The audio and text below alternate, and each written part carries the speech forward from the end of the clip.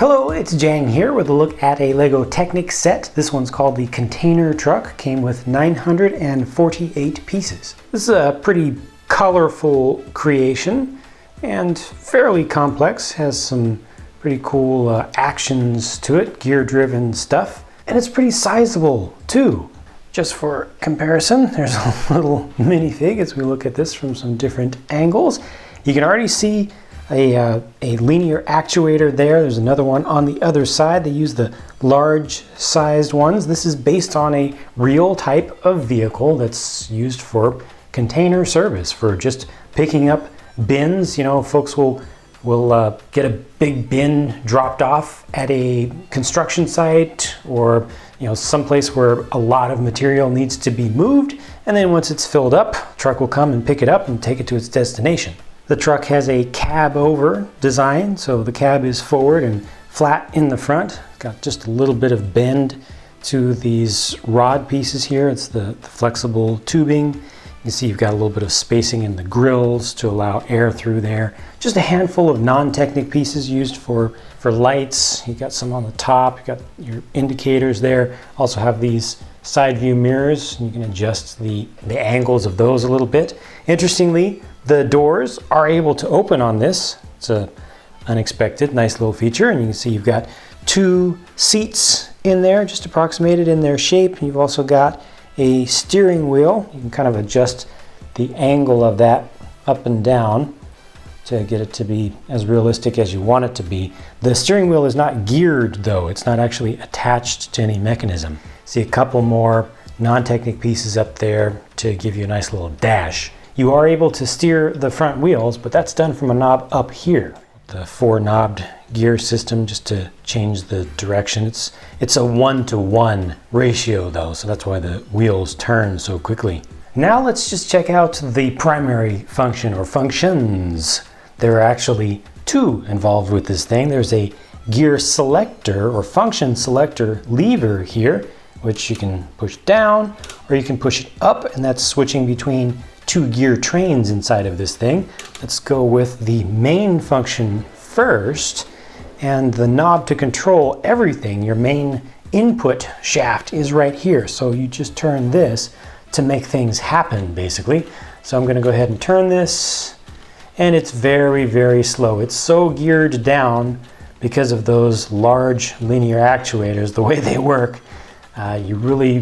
It really would be nice to have a motor here. Fortunately, they do allow you to hook this thing up. It's designed to be used with a Power Functions motor, a small motor, and the large AA battery pack. The battery pack would fit right here, and the motor would just drive this directly and would make this happen much more quickly. You can see how this is actually dumping the thing out rather than putting it down on the ground. Oh, that's completely intentional. That's how it's supposed to work in this form. But there's another thing that you can do. Let me go ahead and fast forward this. Of course, the good thing about it being slow is that you've got a ton of mechanical advantage there.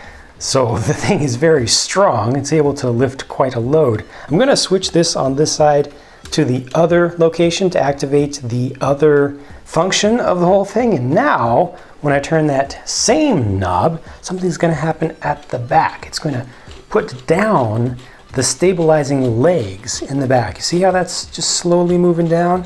It's going to put these feet right down on the ground and put some pressure on the ground, and it'll almost lift the truck. Almost, very close, very, very close. Depending upon the surface that you're on, I think it'll actually lift it up a little bit. Now, I'm going to go back, flip this lever. I'm going to do the same thing I did before, but now with the legs down, something different is going to happen. So here we go. Again, this will take a minute. And there it is.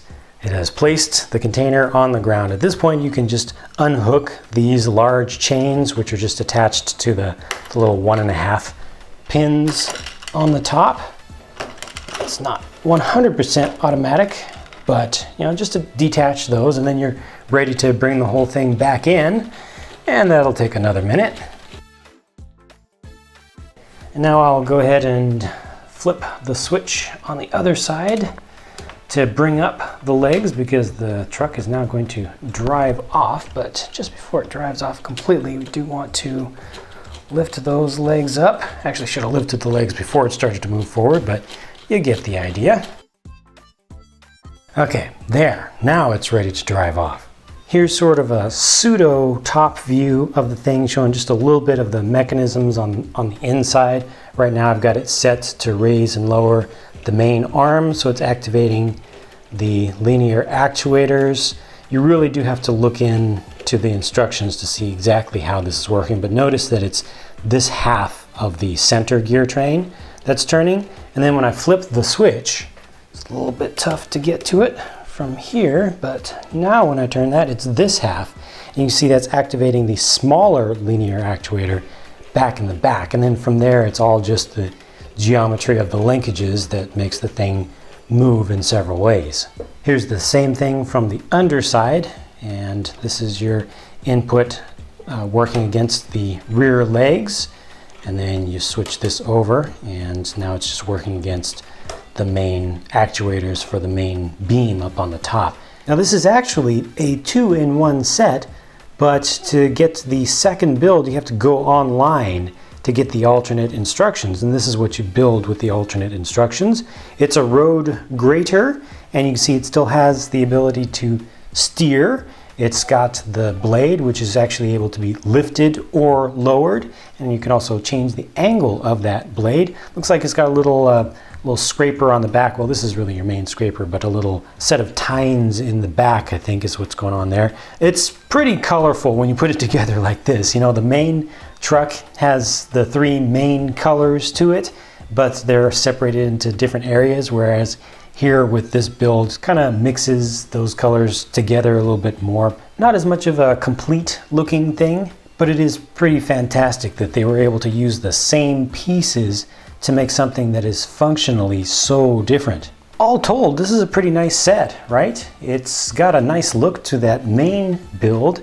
It's got a lot of different functions in it. 3 linear actuators included with this thing.